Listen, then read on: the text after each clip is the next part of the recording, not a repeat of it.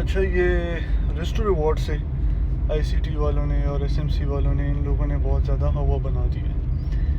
کہ یہ لوگ 1:10 1:20 مار کر دیتے ہیں ٹریڈنگ ویو پہ.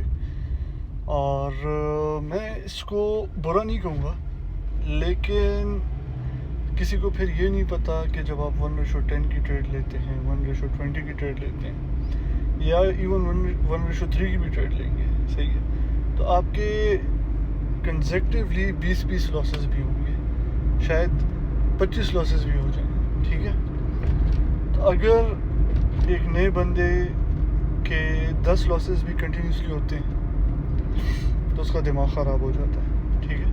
وہ بیچارہ اپنی سائیکالوجی پھر کنٹرول نہیں کر پاتا. تو اس سے کہیں گنا اس انسان کے لیے بہتر ہے کہ وہ 1:1 کی طرف جائے یا ایون نیگیٹو آر آر کی طرف چلا جائے، ٹھیک ہے،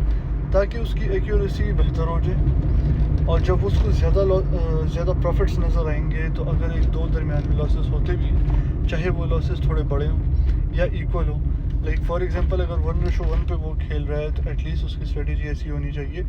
کہ 60% اس کا ون ریٹ ہو، ٹھیک ہے. تو اٹ مینس کہ آلموسٹ 10 ٹریڈس میں ہونا یہ چاہیے کہ 6 ٹریڈس تو اس کے پروفیٹیبل ہوں، ٹھیک ہو گیا، اور 4 جو ہیں تو وہ لاسز ہو سکتے ہیں. تو اگر وہ جب دیکھے گا کہ بھائی 6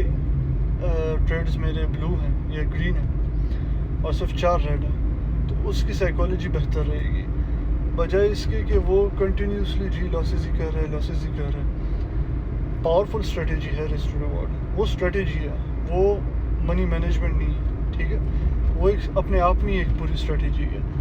لیکن اس اسٹریٹجی کو بھی فالو کرنے کے لیے بہت اسٹرانگ سائیکالوجی چاہیے ہوتی ہے جو ہر کسی کے پاس نہیں ہوتی. تو ان چیزوں سے نکلیں کہ یار رسک ٹو ریوارڈ، بہت بڑے ہیج فنڈز بھی رسک ٹو ریوارڈ کو نہیں دیکھتے.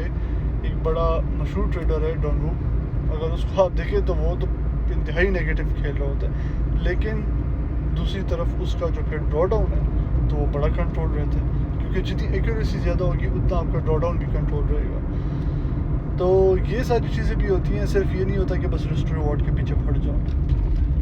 تو اس لیے آپ کو اپنی سائیکالوجی اور اس کے مطابق ہر چیز کو سلیکٹ کرنا ہوتا ہے. اگر آپ کی سائیکالوجی اچھی ہے، آپ برداشت کر سکتے ہو رسک ٹو ریوارڈ کو اور کنزیکٹیولی لاسز کو، تو ویل اینڈ گڈ. لیکن اگر آپ برداشت نہیں کر سکتے تو ان چیزوں سے نکلو، 1:1 پہ بھی کھیلو گے تو انشاءاللہ پروفٹ ہی کرو گے.